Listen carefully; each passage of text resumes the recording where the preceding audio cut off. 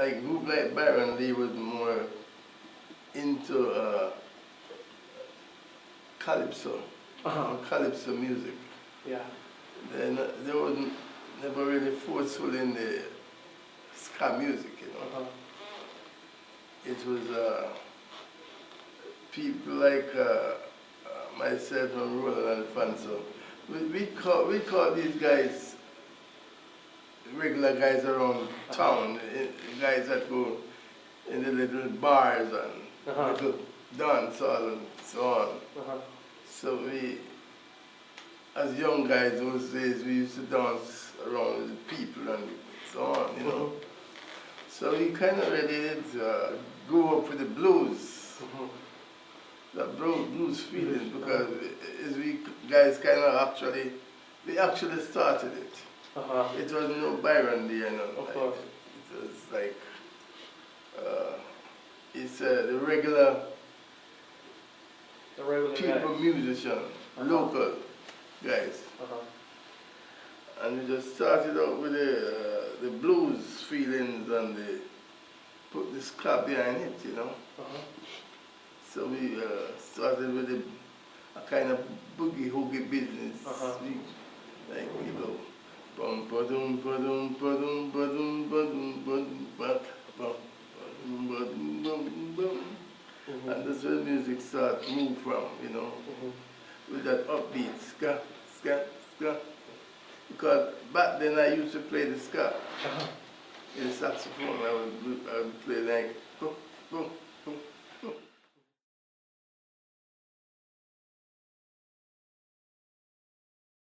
Well, I would say politics had nothing to do with it. It's just the musicians. Yeah.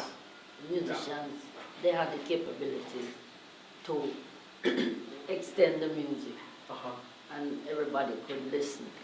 But just the musicians on a whole.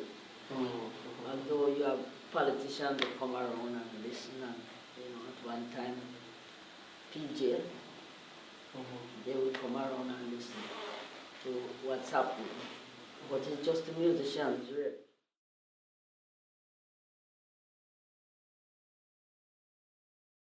It has been a great accomplishment for Jamaica, because we have identified our own music from the original, from day one. We started with our own music. Now it has gone 50 years, and it's still going strong, so it makes us feel great. We have traveled all over the world spreading this music, and everybody is accepting it. As we see, countries we go to and perform. So it's good. Jamaica influenced the world in music, you know, from that time until now, and it's still going strong, because even myself, non-Jamaican, yourself, we can play and learn and listen to Jamaican music, you know. Even in sport, you can see today Jamaican, you know, music influence the world. Skatalites music influence the whole world. The Rolling Stones, Sting, Police, all them people get influenced from Skatalite and reggae music, you know, and ska music. I think so, you know, that's how I see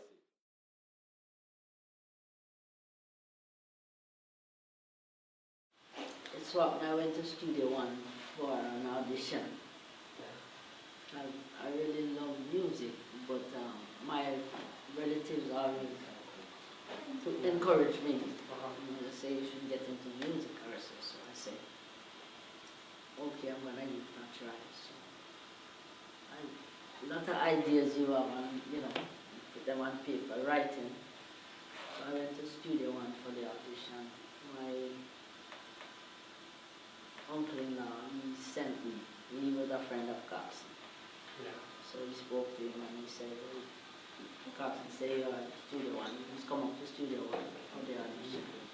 And I went there, and while I was in the studio, I so happened, he introduced me to Lloyd. And then he said to me, well, it's quite okay, I like what I hear, and you should come back tomorrow. But there was a thing about Carson that some people, when they come to the studio, you would say, you know, if he's not satisfied or not pleased with them, you would say, you come 2 years' time, You come 5, that means that means really, you're not really in. So, you know, I stood there and I heard him telling these people, I said, no, I'm going to tell him, so you come tomorrow. So I said, wow, I felt so good.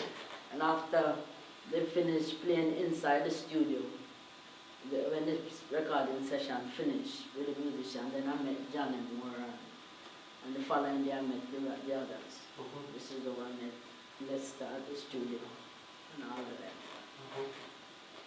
Well, I want to say when the band was about to start, I was not there. The first recording rehearsal that they planned, I was not there. So my first appearance with them was at the Bournemouth Club when they had these matinee Sunday. They have matinee shows. I mean, it starts between 1, 2, and then you leave whenever you want to, because you just continuous, you know. So that was really how I got to encounter with the band and becoming a part of it. Well, personally, I listen to Skatalites, you know. Naturally, I know Skatalites since I'm born, you know.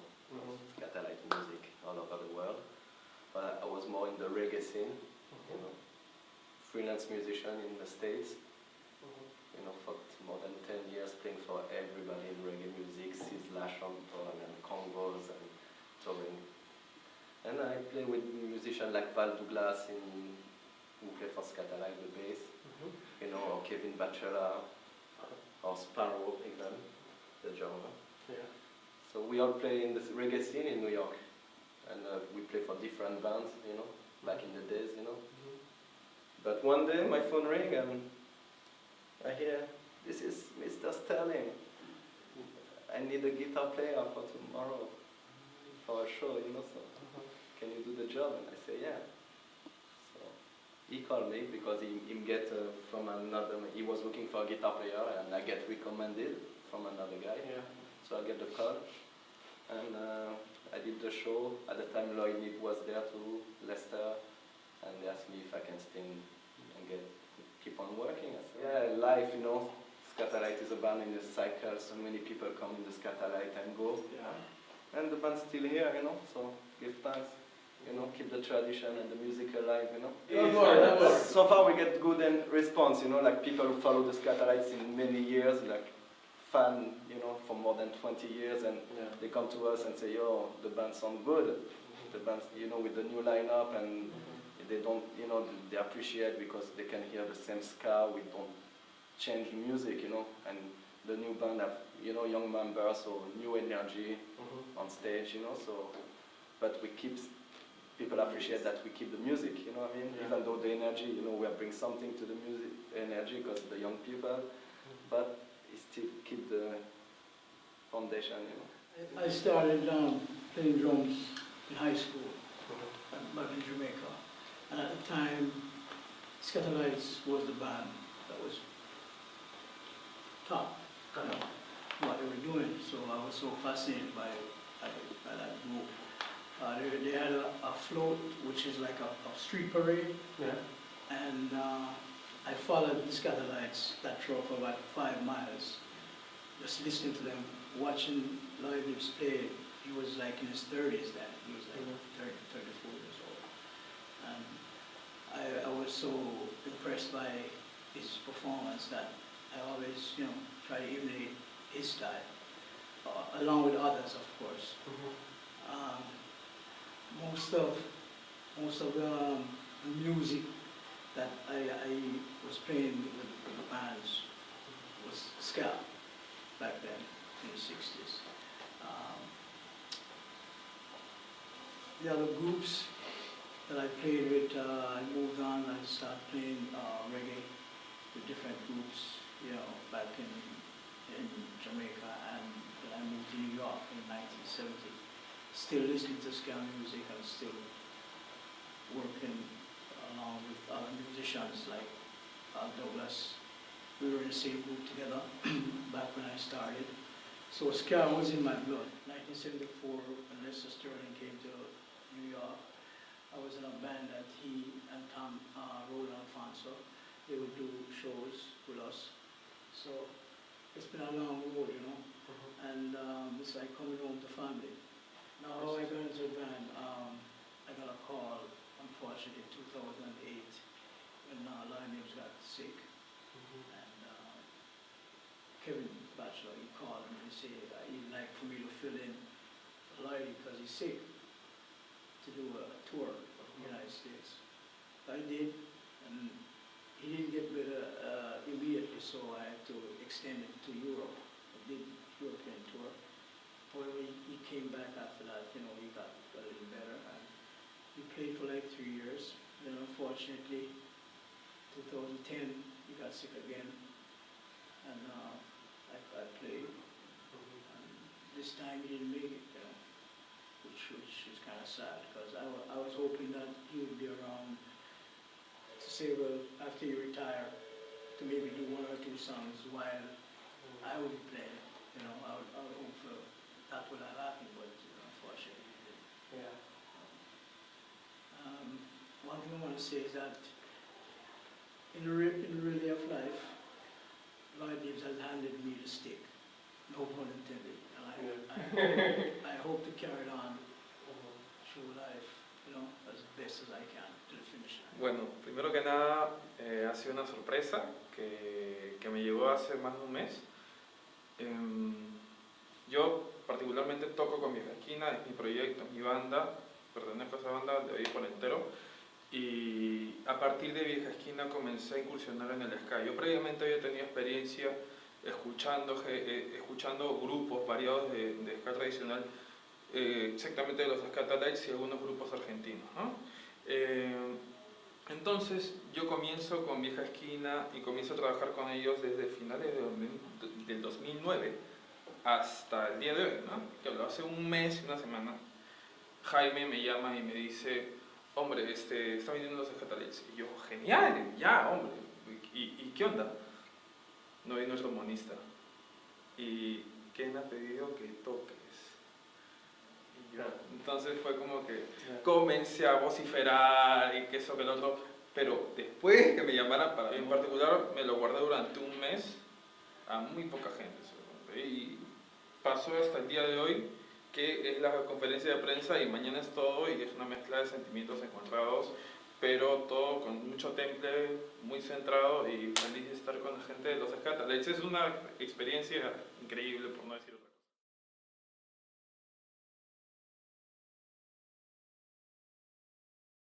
Well, the ska keep the beat, you know, when you start playing the chuck, chuck, it a drop. Yeah. You know, it's like the sky keep. You know, the first show I played in Mexico, it was 10,000 people, and when I hear the roll and we start the song and I see the people dancing on that beat, you know, chuck, chuck, you know, I say, damn, that's the important, right? You have to play it steady, you know what I mean? Yeah. Yeah.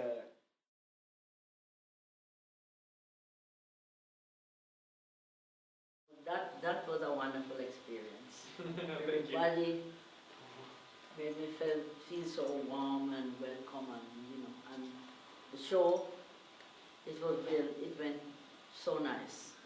You know, and when it was over, everybody said, when you coming again? I say, you have to ask Jaime. And I say, we have to arrange the next show for you. But everything went down well.